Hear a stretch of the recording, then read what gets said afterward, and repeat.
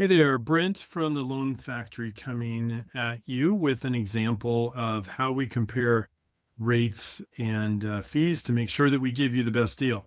So, what we're looking at here is a quote to a borrower that happened earlier in 2026. These are two different lenders that have given this quote. And so, if I was given, and these were both from the same borrower, so these are two different lenders on the same property. This is what was given. And what we're going to do is look at our purchase price, and we can see they're almost the same here. So they're considering a different price, unfortunately. But what we try to do is get the same purchase price, same loan amount on the same day, even. These we can see right here that the rates have been locked. This one was locked on April 20th, and this one was locked on April 23rd. So I received these after this had happened. I ended up closing a loan for these borrowers, and I'm going to show you why. When we get a scenario with an interest rate, and this form that this is on is called a loan estimate. Doesn't have to be on a loan estimate. It could be a fee worksheet or some other itemization of purchase price, down payment, rate, fees, everything that goes with it. So on the second page of a loan estimate, it will have this box A, which is called origination charges. And in here, there can be a number of different fees. So if you look at this lender number 2, see all the different itemization of fees that they have. All of these are included in what we call origination charges. So here they have $1,845.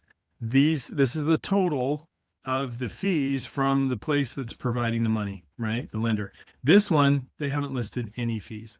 One other place that I'm going to show you, I don't know why they separate this out on this form, but if you look right here in box J under lender credits, do you see that line?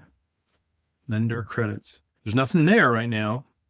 If there was a credit, it would be offsetting these overall lender fees. So I don't know why they don't put it in this box, but we just want to look there because the total of these two is the total of what the lender is charging for the interest rate that they're providing. Okay.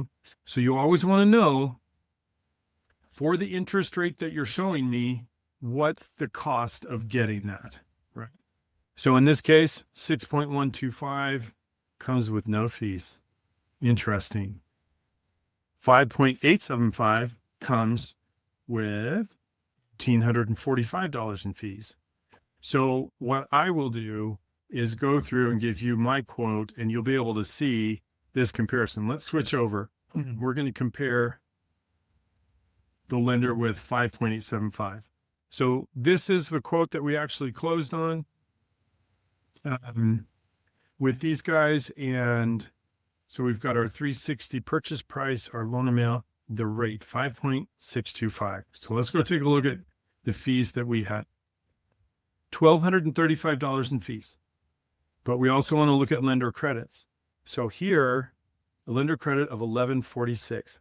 So just under, that brings us to where there's just under $100, right? $89, $91 of fees after the lender credit.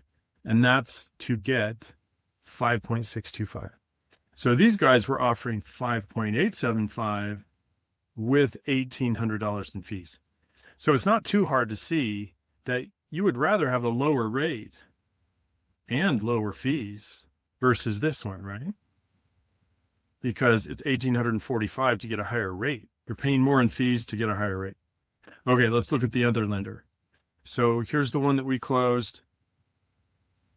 It's the very same file, 5.625 with about $90 in fees. So this one was saying 6.125 with no fees.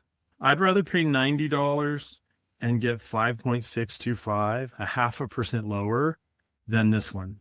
And that's what I'll do. If you send me a quote or a loan estimate, I'm going to go through it and then send you a video like this to show you what I can do versus what other places are doing. I'm very confident I'm going to have the best deal.